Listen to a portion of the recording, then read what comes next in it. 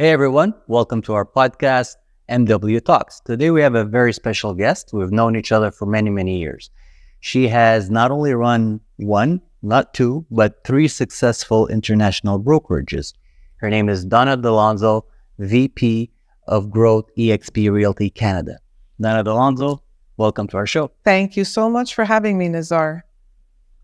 Congratulations, Donna, on your new position. Thank you. Tell us a little bit about your new role. I'm very excited about this role. I love meeting realtors. You know that. I've been in this industry for over 25 years and have always enjoyed that aspect of my job. Now I get to do this all over Canada. So with every brokerage, every banner, agent attraction is super important because we all feel attrition. For whatever reason, a realtor will leave their banner, whether it's because they're retiring or whatever. Right. So a real estate agency always has to be growing. So I love that part. I love people. I love speaking with realtors. I love helping them. So when they do come over, I'll be there to support them and make sure that they have the support they need in everything, because we do offer a lot: technology, coaching, all of that. So we just want to make sure that they're onboarded properly and they start off on the right foot at our company. With agent attraction, just as important is retention. So, we have agents, as I said, I started in Quebec here. So I think we're at about 450 agents now, brokers, I should say, in Quebec. We want to make sure that they're all happy. There's some that have been with us for 4 years, some 4 days. We just want to make sure that they are happy because it's just as important. Also coaching teams, helping to form teams. There's sometimes agents want to form a team. I'll be able to help them with that. So it's a lot of communication that I will have with agents. Sounds like very exciting. It is. Yeah. I did. Really, I love it. Awesome. You've been in the real estate industry for some time now. How did it all start? Well, a long time ago. Okay, not that long, but 25 years. I started in the finance end of things. So I was an appraiser and then, mortgage broker. And it was a natural transition for me to go into real estate. So I started my career with a partner at the time at Remax. And then about maybe 5 or 6 years later, we ended up buying the office that we were working at. And I quickly saw what I really loved to do. So, not that I didn't love selling homes, I did. But when it came to the support part and the expansion part, at that particular brokerage, we bought it and there was 92 agents at the time. And I think we grew to around 300 in less than 2 years. Wow. So yeah, it was really amazing. So I do love that part of it. And basically that's how it started. And so you like kind of never looked part of growing a brokerage. Yes. That's what. Yes. And helping the agents with whatever they need to excel. I love to come from a place of contribution. So you see someone struggling, you want to help them. Somebody wants to go from one level to another level, you step in and try to coach them. So support is always there. Always. That's so important. Donna, we've known each other for a very long time now. And one thing I know about you is that your communication skills are excellent. So thank you. How important is it for a real estate broker to have great communication skills? Well, I would say it's one of the most important things that they need to have. This skill needs to be developed if you don't have it. The key there for me is, and this can be in business and in your personal life with your friends and your family, when you're having conversations with someone, if you're in sales, you want that person that's receiving your information to be comfortable, right? You don't want to come at them with a tone that is going to make them feel uncomfortable. So you need to be able to diplomatically get your message across. There is no room, in my opinion, at all today to converse with someone and not have courtesy be the number one thing that you're doing. Okay, so always respect, clear, and coherent. Exactly. No need to be anything but courteous. And you'll see 50%, you'll be ahead of the game. You've been amazing helping brokers build their teams. How do you go about doing that? Oh my God, I love doing that. I speak to a lot of brokers daily. So when I know someone is looking to build their own team, we kind of like can play a matchmaker, if you will. Mm-hmm.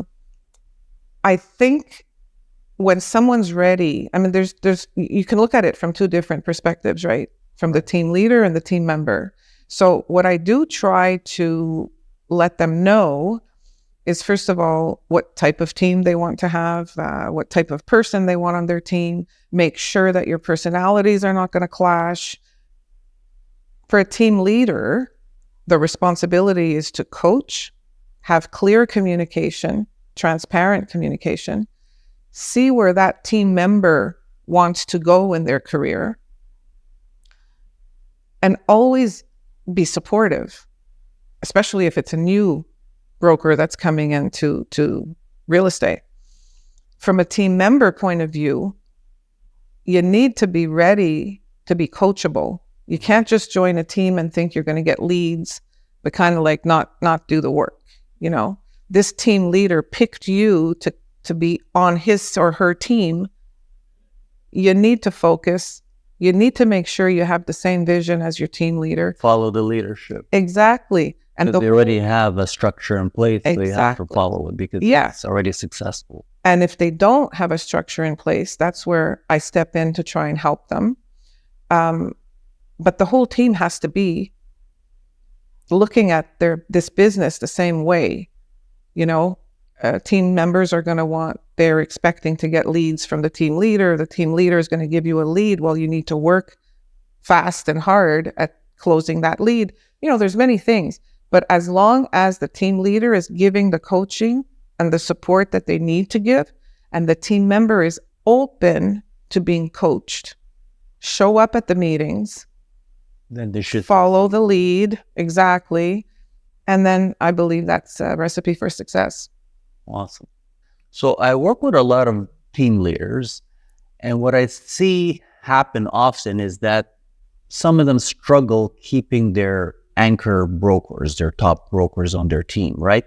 And they get devastated and so on. So what advice you can give to a real estate team leader to be able to retain and keep his best brokers on his team for many years to come? The way I look at that is, as a team leader, you're looking for the best agent to bring onto your team. Whether it's a new agent or an intermediate agent or a producing agent, you want that person on your team. You have the responsibility of helping them to build their careers as well, right? So there's always talk about splits, team splits. They're all different. It's not the same with any team, basically. Usually, they will pay something, obviously, to the team leader all the time because the team leader is handling the administrative staff or whatever, right? Paperwork. Yes. So as your agent is gaining focus and getting clients and, proving that they're doing well, maybe sometimes that split might need to be changed, right? You can't always have a huge split for the team leader and not enough for the team member. But all of this type of stuff needs to be clear at the beginning. If you're going to do it on a scale, after so many sales, example, you won't be at 50-50 anymore, you'll be at 60-40, whatever.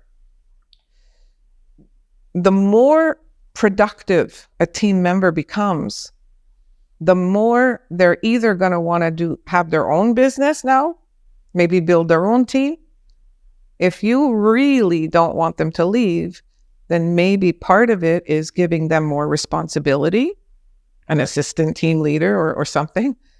But you got to look at the split. Especially when they reach the level where they are very valuable to their team. That's right. Yeah. So it needs to be reflected in that team split. It's got to be a win-win, right? Nothing today works if it's not a win-win. So that's kind of like what I see about the structure. How important is it to use technology in real estate? Wow. Today, no choice there. Every successful agent or team is automated. You have to be automated today. Websites, obviously, CRMs, work the CRM. Sometimes people have their CRM, but they don't work it. Put your database in there, add to your database every day if you can, every week. Stay in touch with them.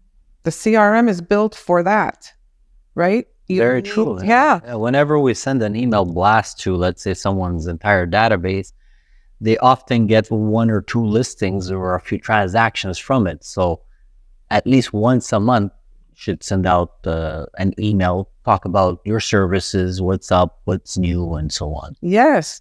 What we need to have in mind is you want to be top of mind to every single person in that database. So if you're not staying in touch with them, which without being automated is impossible, you need to work with your CRM. You do not want to see somebody that's in your database list or buy with someone else. So you need all the help you can get, right? There is so much technology available. We talk about AI.